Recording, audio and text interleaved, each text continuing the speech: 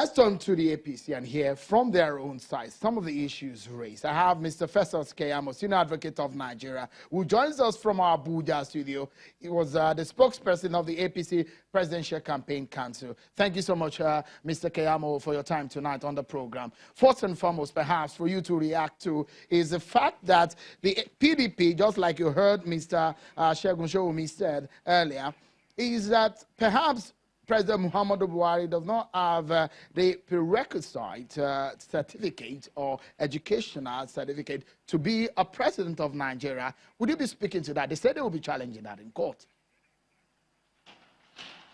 Seun, thank you so much. But I expect you to congratulate us first for our victory. Before we proceed with this interview, you need to congratulate us. There has been winners have been announced and losers have been announced. Well, Mr. Keyamo, well, I think we need to move forward anyways.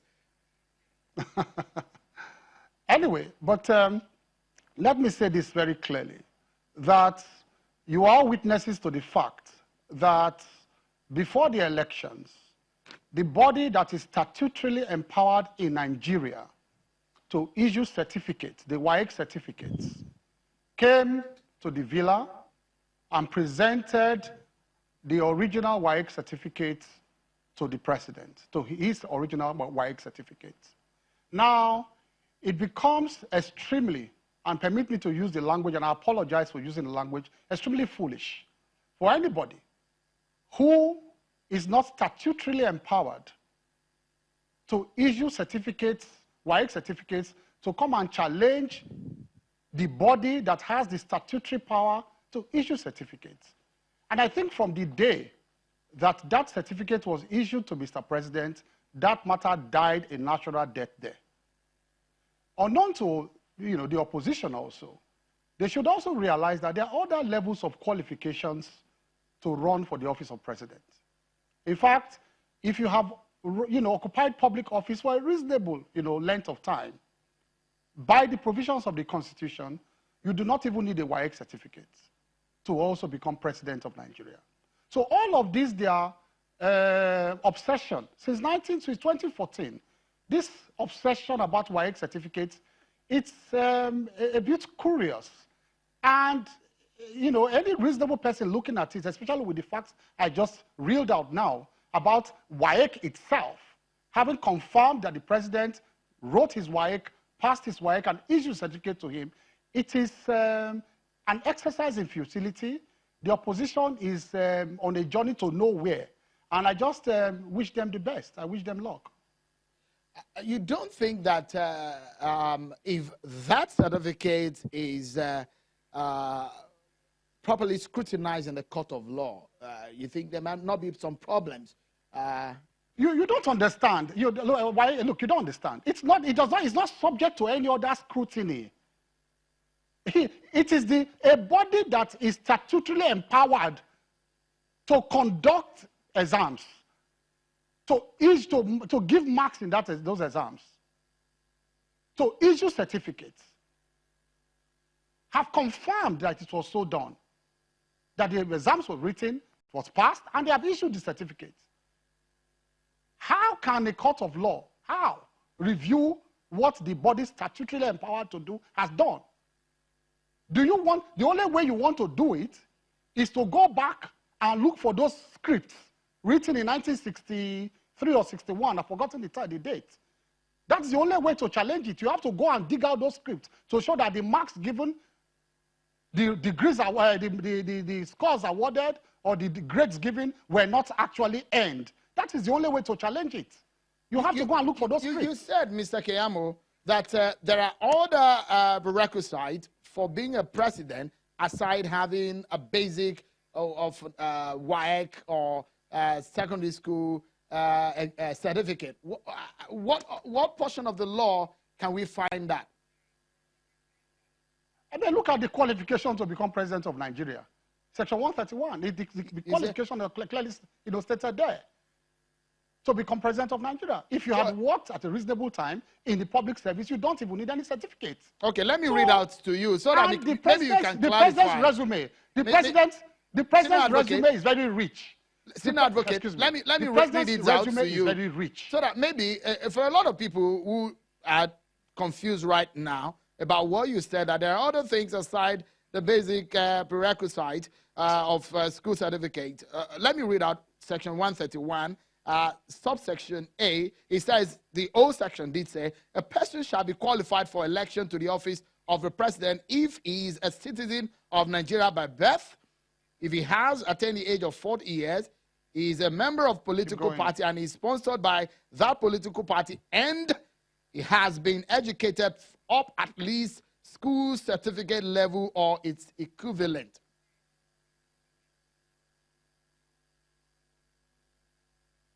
Now, if you go down, I'm sorry, you are off. Go ahead, please.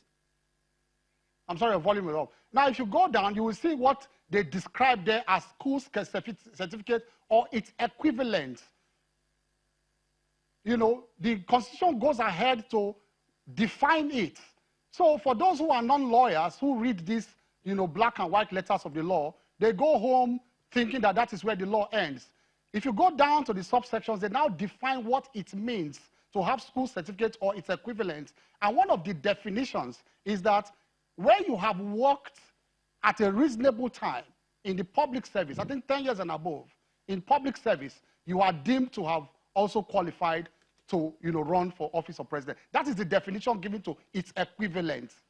Its equivalent, because that phrase is used there, its equivalent. So the members of the public should be educated what its equivalent means. Its equivalent means that once you work in the public service for, I think, 10 years and above, for a reasonable length of time, you are done and dusted. And the president's, you know, resume is rich enough, you know, as to his trajectory in public office. Your party, perhaps, we've seen statements coming as to whether or not Atiku Abubakar hired lobbyists. Is there an issue on that? Is there anything illegal about that? Well, you see, unfortunately for the PDP campaign, there's been all kinds of contradictory statements coming from them. There were some denials by the candidate. There were admissions by the campaign spokespersons, and all back and forth. And I think what they did not realize was that that document they signed with Bruce Fenn was going to be subject to public scrutiny. They perhaps thought that the American system is some, you know, like maybe some of our system here, that some, you know, documents like that are not subject to public scrutiny. But by American laws, once you enter into agreement, you know, with foreign agents like that, or foreign principals like that, when you're an agent within America, you are, you know, expected to register, you know, such documents publicly. And that is what was done, and then the whole bubble burst.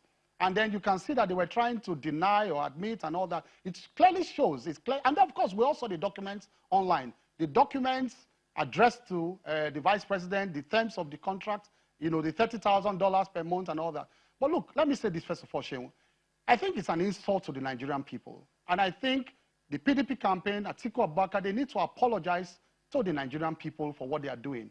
That the Nigerian people have rejected you at the polls, you have lost fair and square at the polls, and you are calling on foreign powers to come and do what within your country, to come and overturn the will of the Nigerian people, to come and recognize you against the will of the Nigerian people. This is an insult to the Nigerian people, and I think they need to apologize to the Nigerian people for that kind of step they have taken. But look, I think your guess is as good as mine. Mr. Keyamo, I mean, because there are a lot of issues. First and foremost, your party says Atiku Abubakar cannot travel to the United States.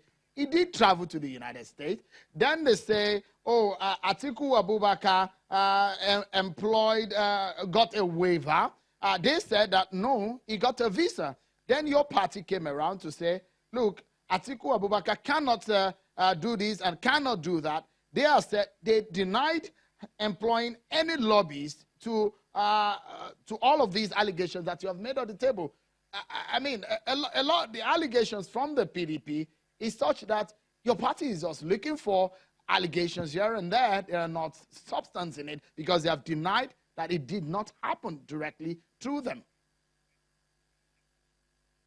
Well, why did they address the letter? Why did Bruce Fern address the letter to Vice President Atiku Abubakar?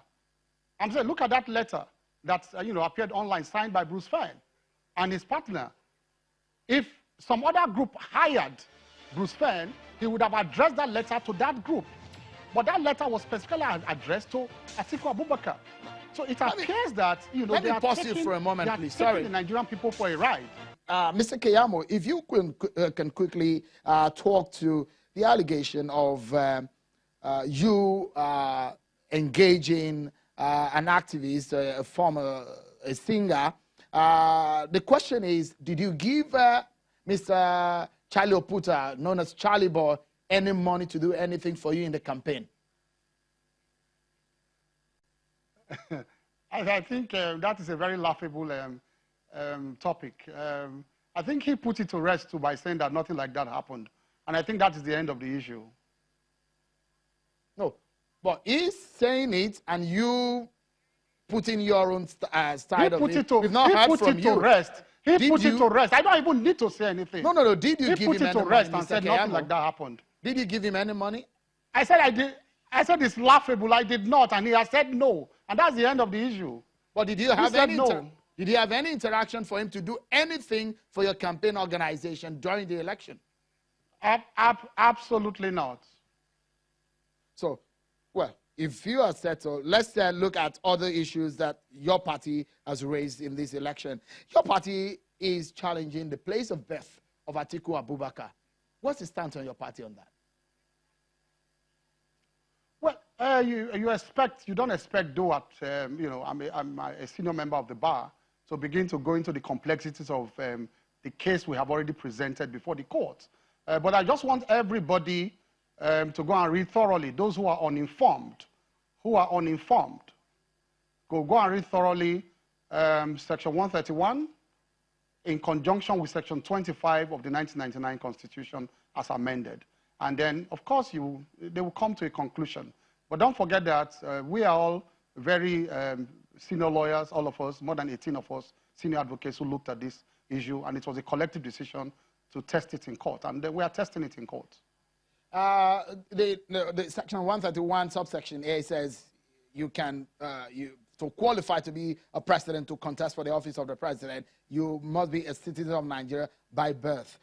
So someone who has been a vice president in Nigeria, who contested to be a governor in his state, or became a vice president twice. No, that is irrelevant. So are you saying... that is irrelevant. And I mean, having passed through security checks and all that, you think your party still believes that... Did you have access to security reports then? Did you have access to security reports then that they looked at that issue? Did the court look at that issue at that time? The fact that somebody had done something before, and listen, we're talking of qualification to be president of Nigeria, not qualification to be customs officer, not qualification to be something else, qualification to be president of Nigeria. That's what we're talking about. And then, if the matter had never been tested in court before, you cannot use his position that he occupied before as a yardstick to show that somebody had done something that was wrong before, and so it is a basis to do what is wrong again. It is not an issue. I've seen those arguments online. I just laugh at the ignorance of people. I don't even need to respond to those ignorant comments. That somebody has been this and has been that. And because of that, you should not look at issues raised now if he had been breaching the law all along. Mr. Keyamo, that's perhaps if any infringement is infraction found, that's perhaps criminal. I mean, you're a senior lawyer. You should be able to tell us. But the big question on the table is that the substance of the petition of the election is whether or not the mandate gotten by President Buhari and the APC is substantiated and is rock solid. That's what the PDP is challenging in court. Let me tell you this. So they are saying that, why are you not going into the substance? Why are you looking at some other issues? That is the ignorance all over the place. And then we laugh when we say that this ignorance. We raised more than 6 grounds to challenge the petition. This ground is only the ground that attracts public attention. The 6 grounds we raised are grounds that completely and totally attack the petition of Atiku Abubakar. And we are saying that that petition is vague. The petition does not address the issue, does not support the issues that they raised, the facts in those petitions. In fact, I don't want to make prejudicial comments, on this program, but I can tell you for free that the substance of the petition was fully and comprehensively addressed by the team, of which I belong. We addressed the issues, but we raised this as a preliminary point. And preliminary points like this that appeal to members of the public normally attract the headlines. But I can assure you that this is just one of the most infinitesimal issues we raised. The other issues were fully and comprehensively addressed in our response to the petition. These are some of the things that the PDP are suggesting.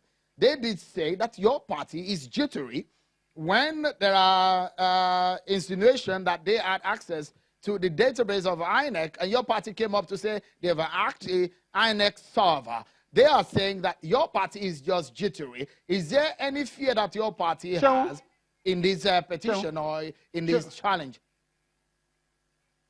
Sure, let me just make 2 comments without going fully into the petition and the substance of the petition. 2 comments.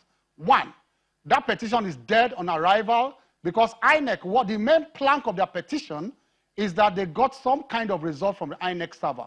Inex replied before us. Inex said, 1, no result was electronically transmitted to our server. We have no result in our server. And that result you are parading is not from our server.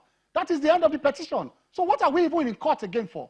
The second one I can tell you for free is that since 1960, this is the most useless petition that has been presented before any court of law or any tribunal to adjudicate for. This is the most useless petition. I can tell you that for free.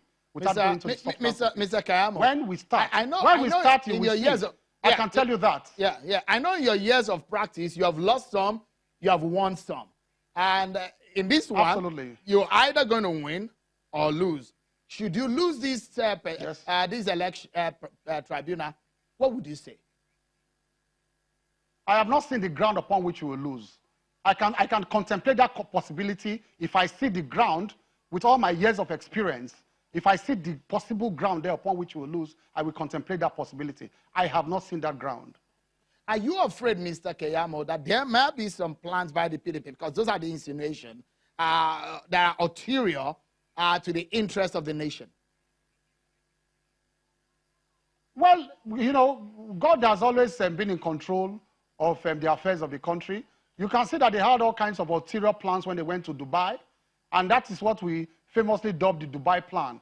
And like I'm sure you can see that one by one, the Dubai plans, all the Dubai plans collapsed up to the last day of the election, and they lost fair and square. Just imagine, I want to give you an example, just one example. Can you imagine that in their fake results, they gave us 16 million votes, and they gave themselves 18 million votes? So are you telling me that we now rigged ourselves and underscored ourselves? We scored 16, and in rigging, we now reduced our figure to 15. Is that not stupid for anybody to contemplate that? That somebody wants to rig. Instead of inflating, he deflates his figures. In their figure, we got 16 million. In the actual figure of Inex, we got 15 million plus votes. And then the combined figure of their own fake results, 16 and 18 million, gives about 32 million votes. Meanwhile, the total accredited voters of Inex, total accredited voters, apart from rejected votes and all that, was about 28 or plus votes, 28 million votes. So they have 4 million votes more than what Inex actually accredited. I mean, where are they going with their petition? I have described it before. That is the most useless petition from my own professional angle I've ever seen. Let's close this program. Mr. Keyamo, in 30 seconds, tell us the ramification of this election. Your party won this election. What is the implication for the PDP and for your party? In 30 seconds, please. Well, the implication is that they have lost fair and square. The implication is that they should go back to the drawing board. The implication is that they should not dwell on this on spilt milk from now till 2023.